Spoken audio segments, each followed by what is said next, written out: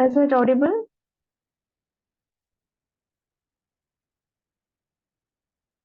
I hope it is. Okay, we'll continue. So for speaking session, it is of 11 to 14 minutes. 11 to 14 minutes. So within this 14 minutes, your assessment takes place regarding speaking session. And the speaking session is divided into three different parts. One is a face-to-face, it will be a face-to-face interview. In speaking part one, there will be an introductory session. Okay, just like in an interview, in speaking session one, it also acts as an introductory session. So before the speaking test begins, you will be asked to give your ID and they will confirm some details about your passport number and other details will be confirmed before beginning the test. And as I already mentioned, part one is just like an introduction. It is about a small talk.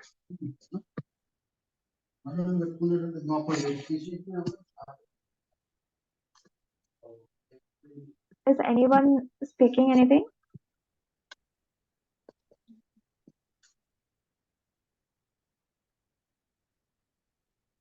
Okay. So part one, it is like a small talk. So most of the time, it will start like, do you work or are you a student? About your accommodation and maybe something familiar topics like childhood memories, pets, shopping, flowers, etc. So this will be, there are plenty of other topics. So most of the topics are familiar to you and you will be able to answer from your experience itself. In part one, you are not supposed to give elaborate answers. You can conclude your answers within 2 or 3 sentences. So that is what about part one. And part two, it is a 2 minute talk. You have to speak at least 2 minutes. Okay, so at least 2 minutes means you have to complete that 2 minutes talking without any interruptions. That is what part two is about. And it is like a deep conversation. Okay, so the examiner will give you a cue card. A cue card will be provided and it will look like, okay, let me share the screen first.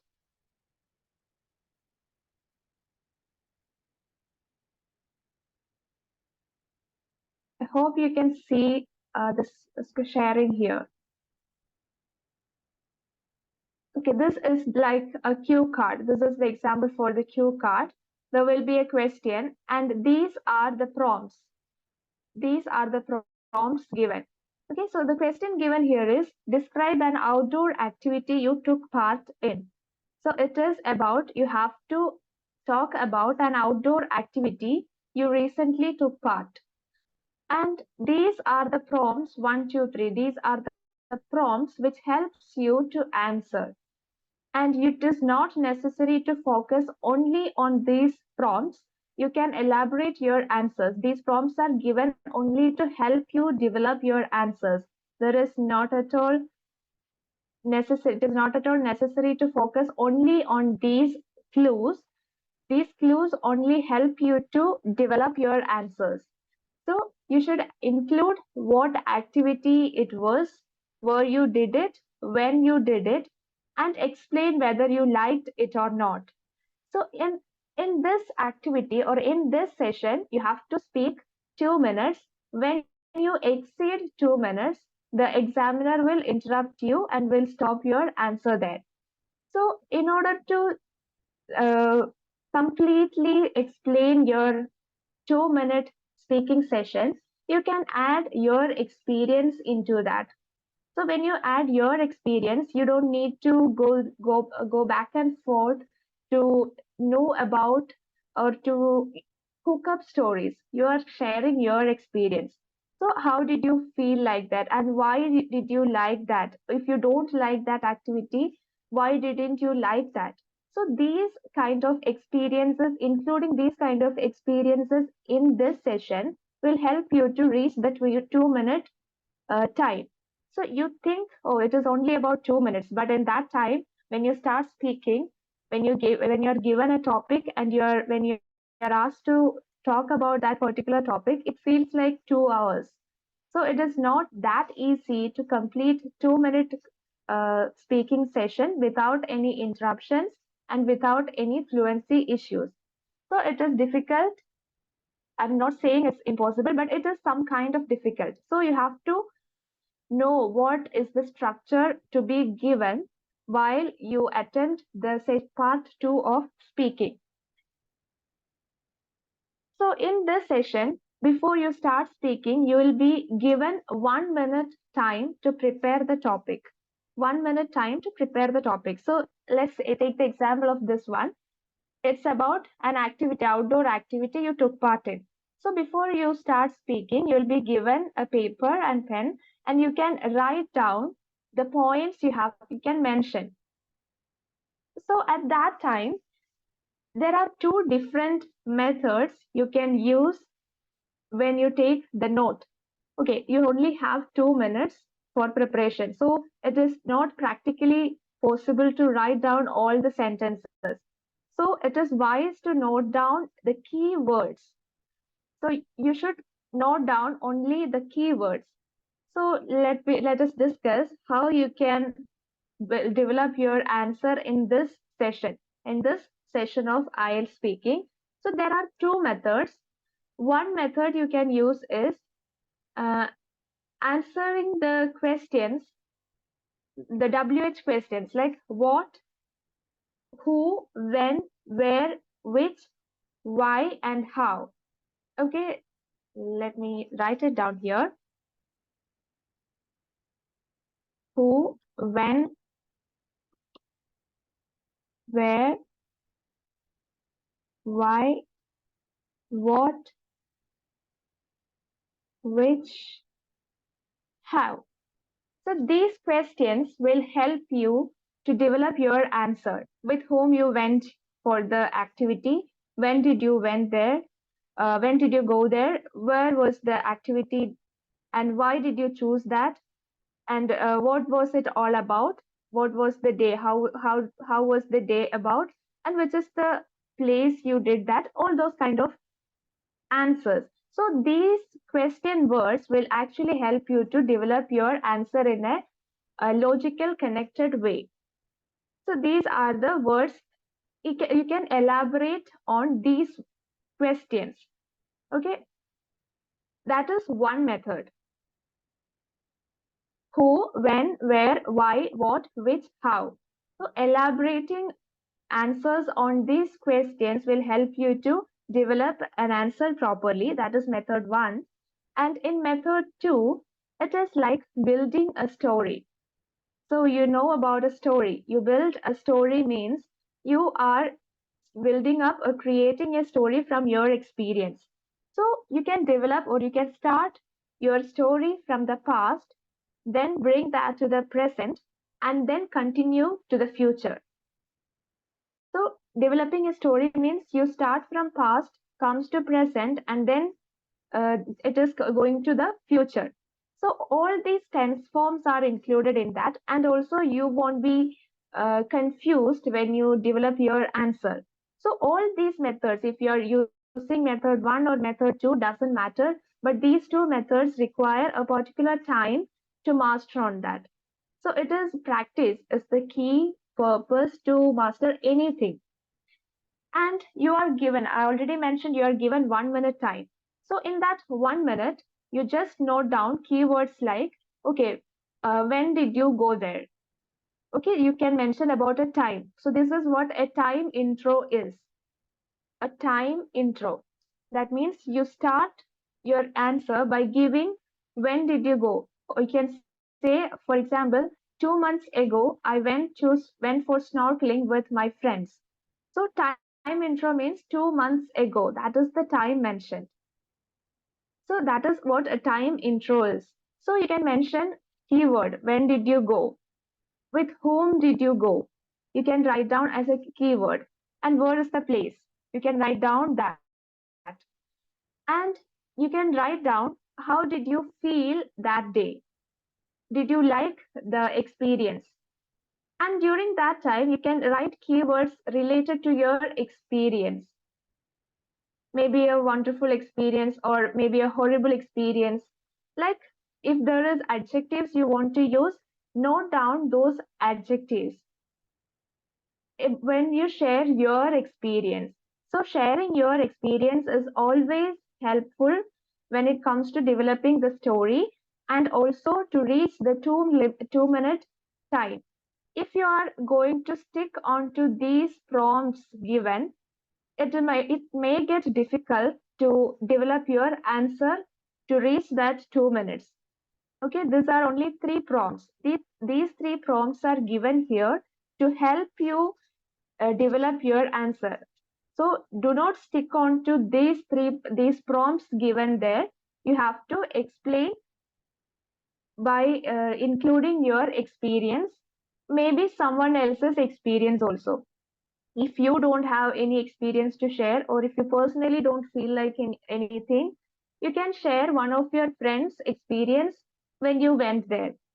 So it is not about the content they are analyzing. They are analyzing how you are able to communicate properly with the words you have, how apt you are able, how apt or how precise you are when you communicate things. That is what they analyze. So it is not about the content, it is about the language we use. So that is what they analyze. So content doesn't matter here. So there is no right answer, there is no wrong answer when it comes to speaking. So you are sharing your experience, you're sharing your thoughts and opinions.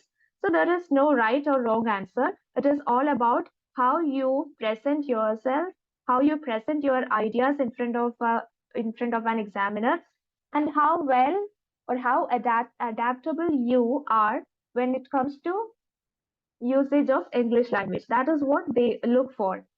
So this is about part two.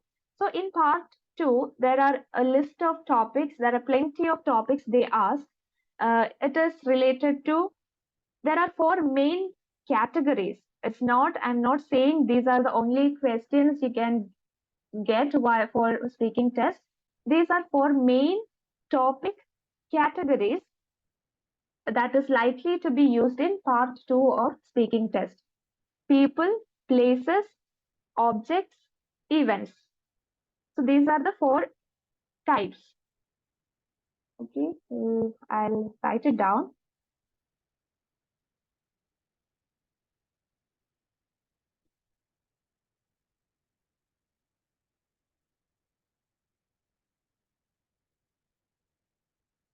Okay, these are the main types, main topic categories in part two. People, places, objects, events. Under people, they can ask maybe a person who admire you the most, a friend, maybe about your best friend, or maybe about any friend. About places, maybe you can share, the question will be sharing your experience in a crowded place or about your favorite place to relax. And coming to objects, maybe it is about a gift somebody gifted you, or maybe some gift you gave someone. And about any device, it can be any device or gift or anything like that. And events, for example, some festivals. They can ask about any festival and how did you feel like involving in such activities, and also the activity we mentioned here, any outdoor activity can be there. So these are the main topic categories which is asked in speaking session 2. And coming to part 3, it is mostly the follow-up questions related to the topic asked in part 2. So part 3 will be mostly follow-up questions of the question asked in part 2. So it is mostly like a dialogue between the examiner and the candidate. So it is a back and forth conversation. It is actually a conversation. So in this conversation, you can, the examiner can ask you about your opinion, about your to express your emotions. What did you feel when you went for this particular activity? Or what is your opinion on tourism? For example, if we are talking about an outdoor activity like hiking on mountain, so the examiner can ask about, okay, the pollution happening at that time, or about the behavior of tourists there. So you can state your opinion there. You can express your suggestions there. So you can list out some suggestions. So these are usually asked in part 3 of speaking session. So if you talk about a place you love to relax, in part 2, part 3 will be a deep discussion on this. That's how it works. So if in part 2, the question was about a place you love to relax.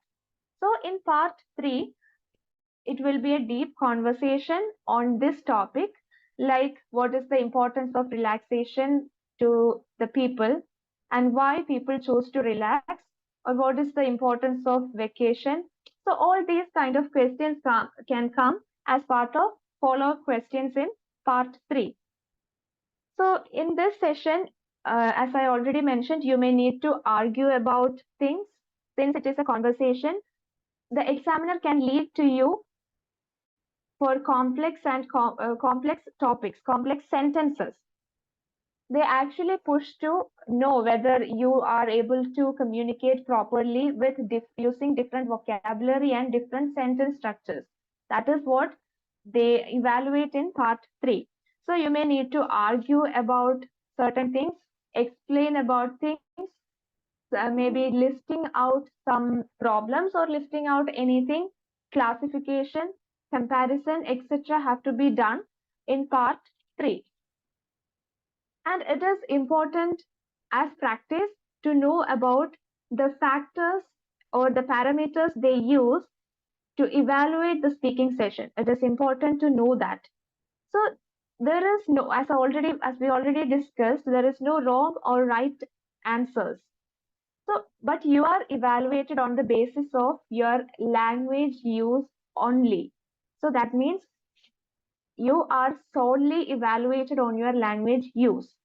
So the first one is fluency. Fluency is important. It is the parameters. Okay, fluency is important. Coherence.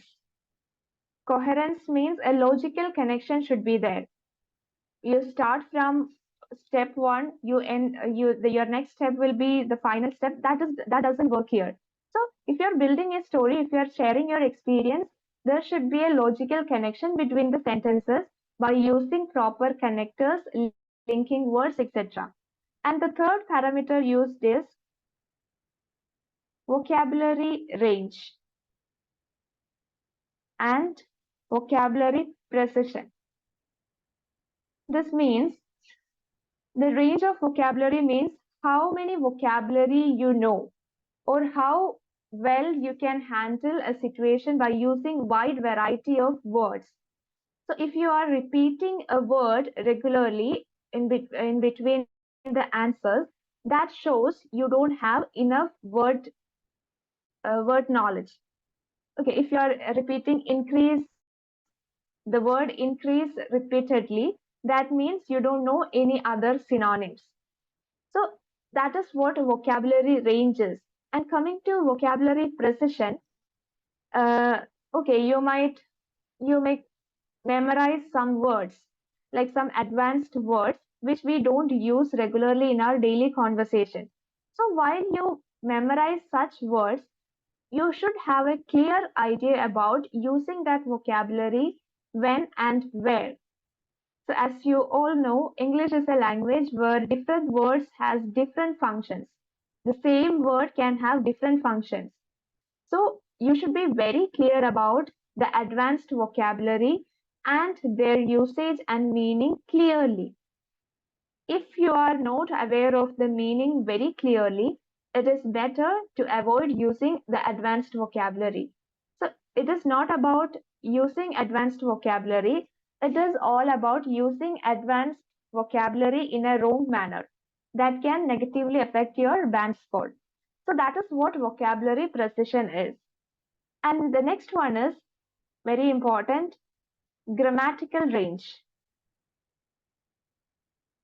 So for example, in part 2, you started with past tense and you uh, came to present and then you went to future. So there should be a very clear idea about what is present tense and where do we use present tense, and what is past tense, where do we usually use past, and what is future and where do we use future tense. So you should be very clear about the grammatical range used in speaking session. So there are passive voices, there are subject verb agreement, different tense forms. So all these things you should be aware of these things. So that is what grammatical range is. And we use passive voice in particular situations, and we use present tense in particular situations to talk about a particular event. And we use past tense. There are a couple of words related to past tense. We can use those only in past tense. So an idea about these things can clearly increase your band score. And the next one is grammatical accuracy. Like we mentioned in vocabulary precision, grammatical accuracy is also like that. That means if you're using subject verb agreement in a sentence, that should be accurate. So describing an event happened in the past using present tense is not accurate. So if you are talking about something happened in past, use past tense. That is what grammatical accuracy means. So in order to make an accurate, precise grammar, you should know about you should have a clear idea about the grammatical structures, different grammatical structures. And the next one is pronunciation. Pronunciation about the words. For example, HOUR. It is pronounced as R. The H there is silent. So pronouncing it as hour is wrong. So this is a very basic example I gave you. So pronunciation is important while you speak. So these are the different parameters on which speaking session is evaluated. So do you find any content related words here? No. So your content doesn't matter here. You have to speak fluently with a proper connection between the sentences. Use different wide variety of words with accuracy, and the same with grammatical range. You should construct simple sentences, complex sentences, compound sentences, everything in your speaking, and also pronunciation is very important. So these are the parameters on which speaking session is evaluated. And coming to some tips, if you are nervous, there is a tendency to increase your pace of speaking. So make sure there is no need of worrying at all. So it is just like, okay, imagine you're sitting with your friend and one of your friends is on the other side as an examiner. So take a deep breath and calm yourself down, relax yourself, and then start speaking. So they are not talking about any rocket science. They are always talking about the incidents, the events that we can relate, the candidates can relate.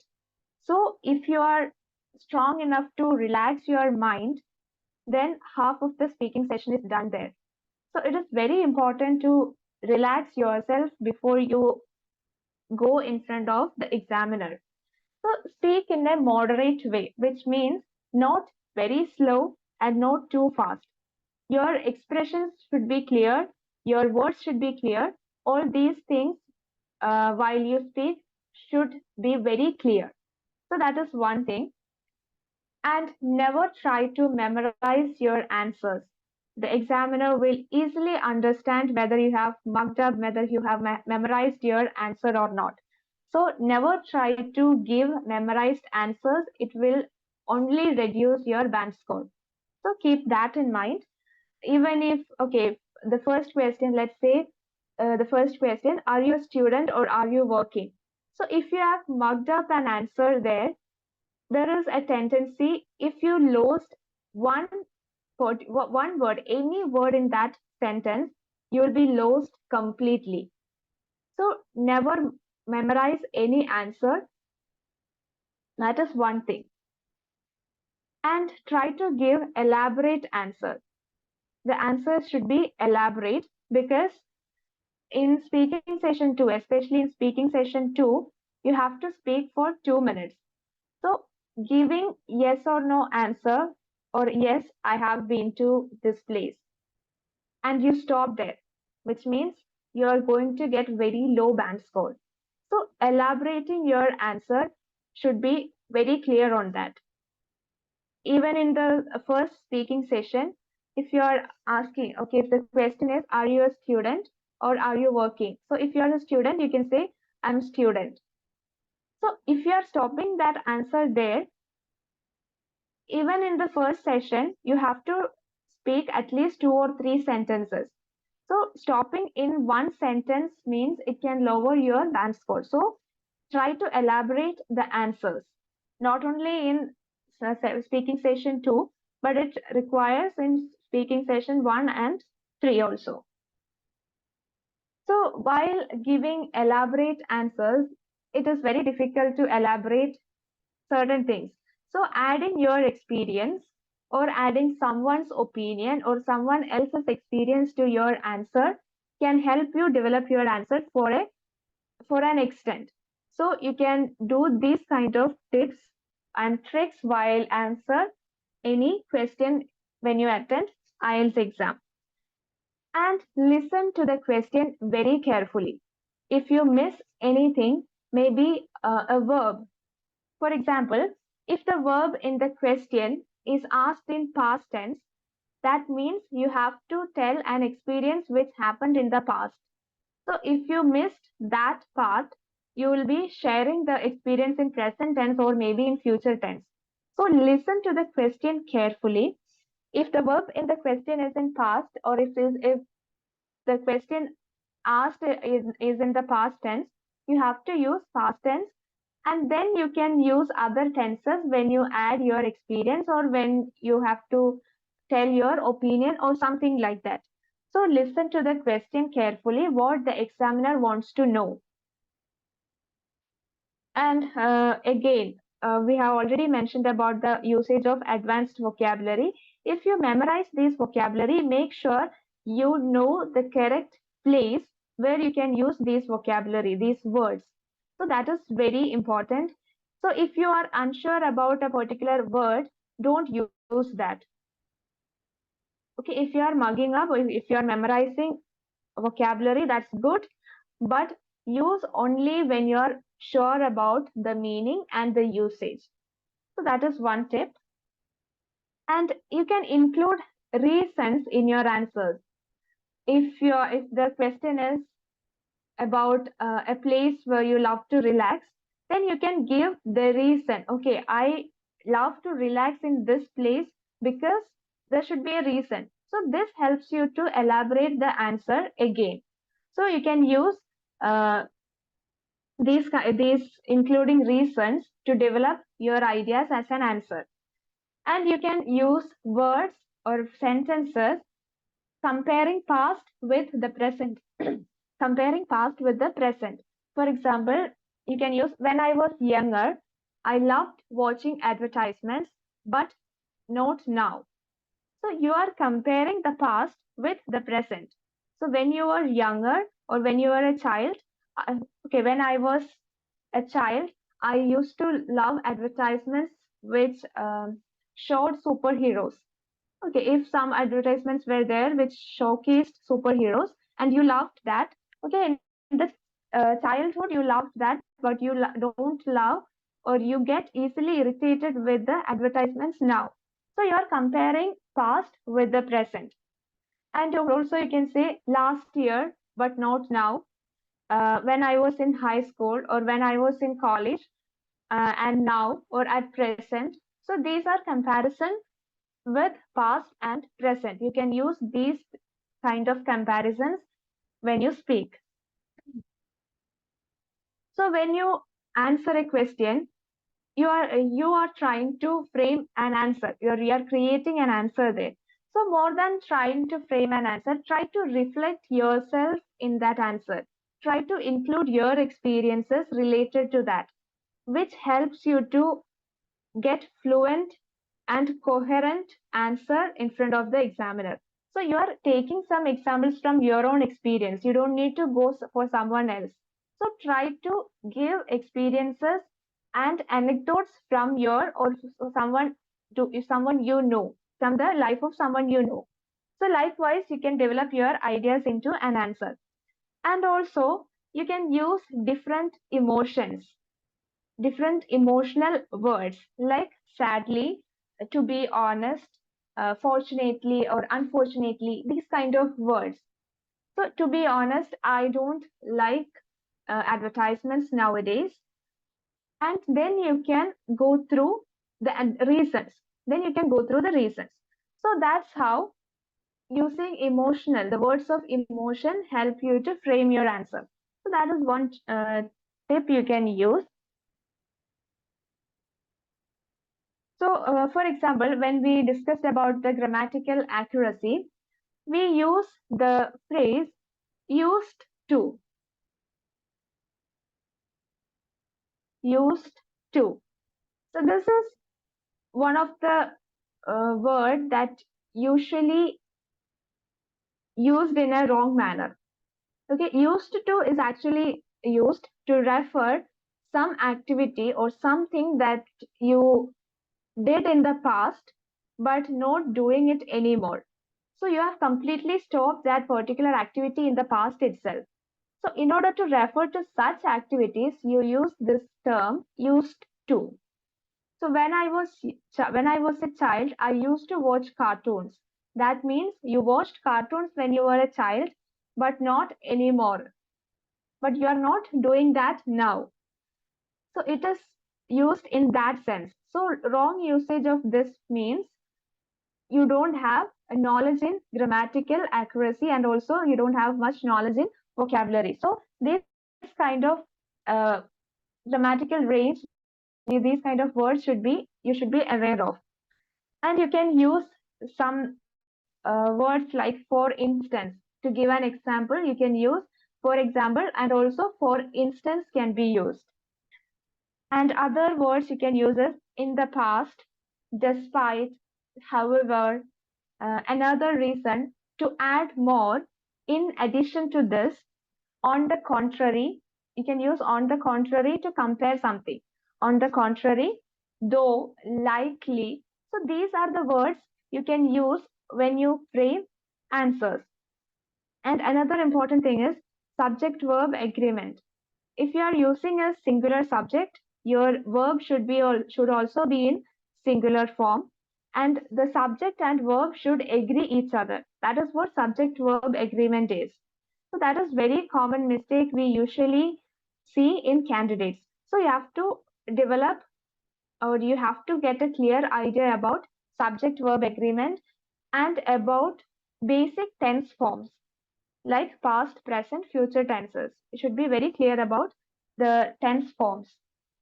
And when you prepare for IELTS exam, especially for speaking exam, you are not only preparing for the exam, but also you are preparing yourself to present yourself in an English speaking environment.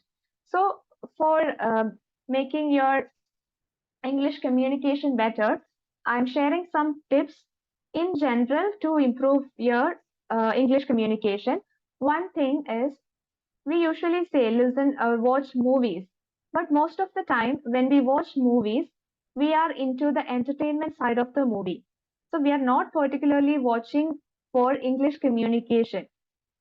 There is a tendency, it's not a problem, but if you are planning for improving your communication and you're watching movies, but there is a tendency for all of us to involve into the entertainment side. So instead of that, you can listen to podcast. There are different podcasts available in YouTube, like BBC 6 Minute English podcast. So you can listen to these podcasts, and there is a technique which helps you to improve your fluency, to get to know about new vocabulary, and also to know about different structures of sentences. So that is what an imitation is. Imitation, imitation or mimicking. So this is a technique you can use to improve your communication skills. Like imitation means, okay, if you're listening to a podcast, there will be subtitles. So enable the subtitles on the YouTube, and when the audio starts, you start speaking or you start imitating the audio using the subtitles on. So imitation technique help you to improve your fluency, improve your pronunciation, and also introduce you to a wide range of vocabulary and different sentence structures. So you can use that, and also you can note down some idioms, some phrases, some words you can use in your daily life. Note it down. I'm not asking you to memorize these, but note it down and revise it every day. So, by using these things, you will be able to improve your IELTS speaking score, and also without even your knowledge, you will be able to identify different words, and also you will be able to communicate with the real world. So you are not only going through IELTS speaking session, but after taking IELTS exam, you're going to uh, confront the real English world. So it will help you to improve your communication skills in English language. So these are the techniques and tips related to speaking session I want to share with you. If you have any doubts, it's now the time to go through the doubts. You can use the chat box if you want to ask anything.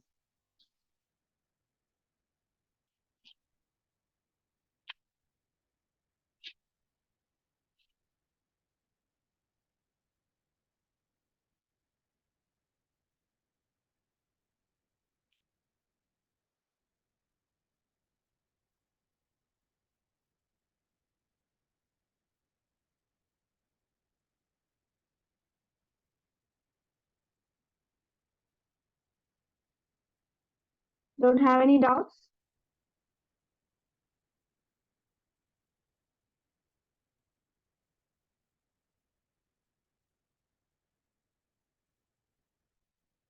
Can we wind up the session now?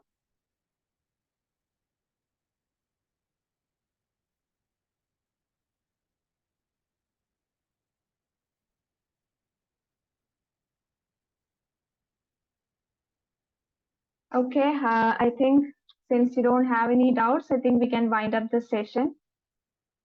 So this is the last day of our free webinar. If you feel like joining for the classes, you can contact after that. Okay, thank you all. Let's wind up the session today. Thank you.